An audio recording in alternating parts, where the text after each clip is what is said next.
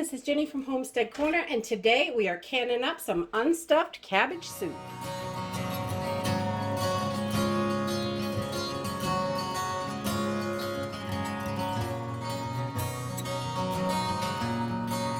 Unstuffed cabbage soup is one of my favorites. It is so good. I love having it on the shelf you can just heat it up real quick when you want a jar. So today I'm going to be canning it in pints because not everybody in my house loves it. So I thought I better do it in pints this time so it's easier for me to eat it. And a quart is hard to eat it all. You know, I don't want it to go bad. So all we're going to need for this recipe is I'm going to use some diced tomatoes. I am going to blend these up because I don't like the chunks, but you could just use diced tomatoes. I have 3 24-ounce jars of diced tomatoes here. You can split it up with some diced tomatoes, some tomato sauce, whatever you have or however you like it. I'm using a quart of chicken stock, some Worcestershire sauce, 2 pounds of ground beef, a little bit of salt, smoked paprika, black pepper, a little bit of brown sugar, cabbage, pepper, onion, and garlic. So let's go ahead and get started. Okay, so we're just going to get started by browning our ground beef. I've got 2 pounds here, and I just want to get this browned up.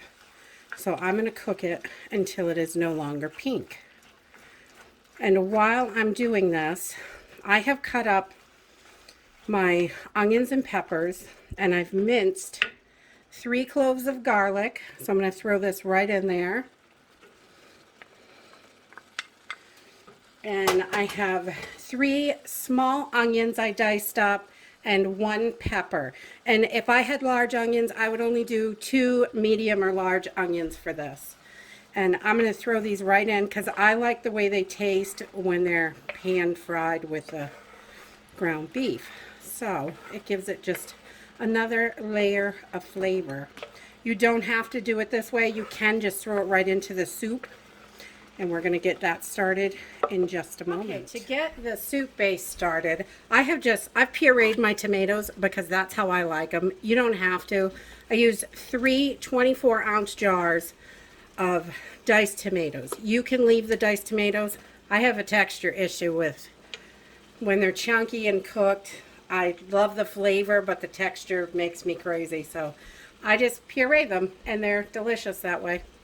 And no texture problem. So I'm going to add 1 quart of chicken broth to this. And this is just a homemade chicken broth that I made.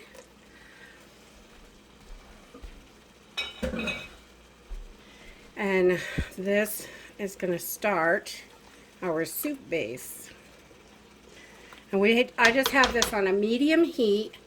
And we want to bring this up slowly to a boil. And we're going to be adding to it while we're heating it up. So we are going to add our cabbage. I've just cut it up in bite-sized pieces. You can see here. And I'm just going to put this right in. And we want to get this wilted is all we're going to cook this for. It's not really for cooking because we're going to can it and it will get cooked in the canning process. So we're just going to put this whole head right in there. And this is going to cook down. It's going to wilt so it will shrink a little bit. And that is what we're looking for. Because we rather have it shrink in the pot than in the jars. And then our soup jars will be not as full. So, and this is going to add some more liquid to this as well. It's going to thin down as it cooks. All right, so then we're going to add a teaspoon of smoked paprika.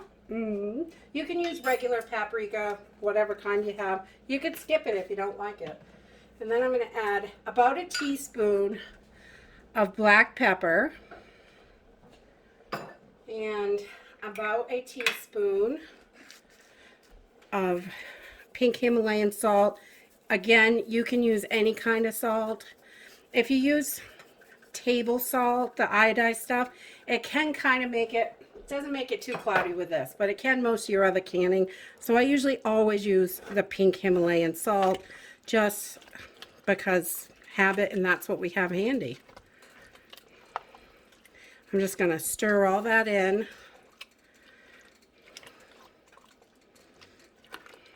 And then I'm going to add about a tablespoon, about a tablespoon and a half of Worcestershire sauce.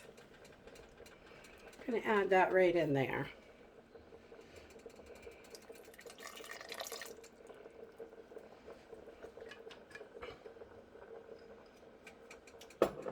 And I am also going to add about 2 tablespoons of brown sugar. You don't have to put the brown sugar in. I just think it adds to the flavor. And we are going to take this and give it a good stir. And I can hear it starting to heat on the bottom. This is a big pot of soup, so you want a nice big pot for this. We're going to let this cook just a couple minutes, and then we're going to add our ground beef and peppers, onions, and garlic to this. All right, so our ground beef is done, and I am just using a little slotted strainer spoon to make sure I leave most of the grease behind. A little bit is not going to hurt this, but I don't want too much in here. So I'm just going to add all this right in.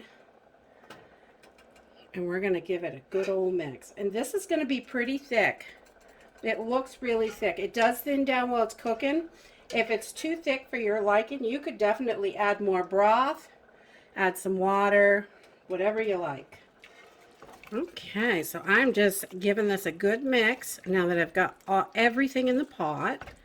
And I'm going to put a cover on this and let it cook on medium. I just want it to come up to a boil. I want these green pieces to be not stiff. I want them to be really wilted.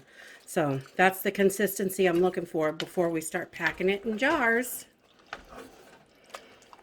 Okay, so I have got this down a little bit. It's starting to be a little floppy, the cabbage, so that is where I want it.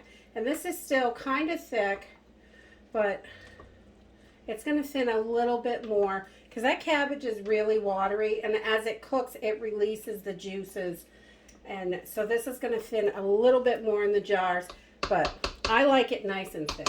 You could definitely thin this down if that's what you like. So I'm just going to start filling my jars. I got them all washed and cleaned and ready to go. And I'm just going to use a measuring cup here because this is handy. And I'm going to fill this to 1 inch headspace, which is this rim right here on the jar.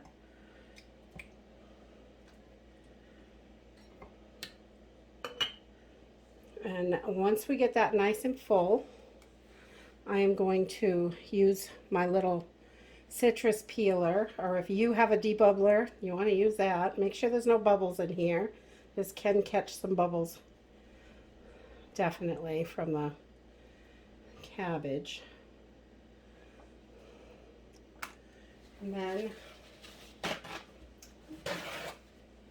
we are going to, because this has meat in it and all kinds of stuff, I want to make sure these rims are super duper clean. I do not want anything on there to wreck my seal. So I'm going to use just a little white vinegar, and I'm going to wipe my rim and make sure that's super clean. You can see there's a little bit of stuff on there, and we're going to add a clean rim, lid, and a ring. That is ready to put in the canner. So I'll do one more jar with you. I'm going to throw this right in the canner.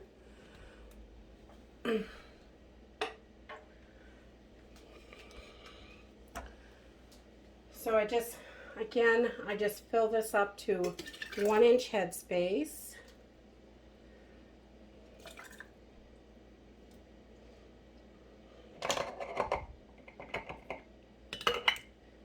And we're going to debubble. Oh, that was a little low. We're going to put a tiny bit more in there. Got excited.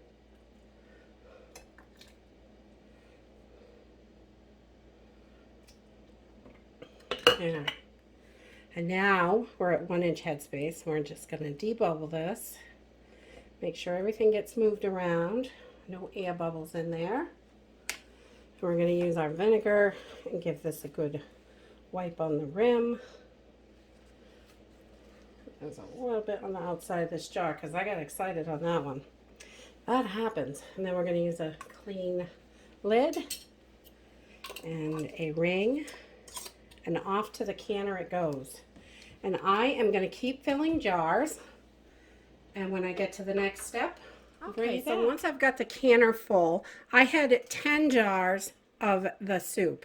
So I had all this extra space in the canner, so I rinsed off some black beans real quick. I don't know if you can see those. I'll try this one. And I just rinsed my black beans so they're nice and clean, and then I put a half a cup of black beans in the jar, half a teaspoon of salt, and I filled it up to 1-inch headspace. And that way, instead of having empty space in the canner, I want to make sure it's full. So a lot of times, if it's the same time, I will just throw in some beans or some meat or whatever I have to fill in that space. You can even throw in a couple jars of water and you have sterilized water in your pantry. So once we have all that, we're in the pot. I've turned my burner up and I'm just taking a little bit. This is an all-American canner, so there is no rubber seal. So I use olive oil and I just wipe around that little beveled edge so my lid is not going to stick at all. And I do that every single time I can. And I also take a splash of white vinegar and I'm just going to pour that in the bottom, and that just prevents from getting that white ring from the hard water on your jars. So we're going to get the cover on here and we're going to bring this up so it is steaming out the vent for 10 minutes, and I'll bring it back. So once you have a steady stream of steam coming out the vent for about 10 minutes, then I add my weight. I do 10 pounds because of my elevation, but you will need to do whatever poundage it is for your elevation. So I'm going to let this come up to pressure. Once it gets to 10 pounds, it will start jiggling over here, and I'll be able to see it on my gauge. It'll be at 10 pounds. Then I will start my timer for 75 minutes because they're pints and they have meat in them. And I also have beans. They both can for 75 minutes for pints and 90 minutes for quarts. And that's it. Canning soup is really easy. I love this unstuffed cabbage soup. And I threw in those black beans just because I had some extra space and I needed to get some canned up for the pantry anyway. So they go for the same time. So if you have space, definitely fill it in with something else that cans for the same time and pressure. And it works beautifully, saves you time and all that processing time.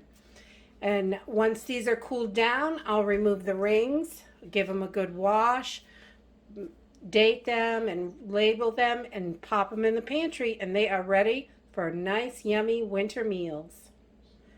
If you like this video, give us a thumbs up, subscribe. We'll see you in the next video. Bye.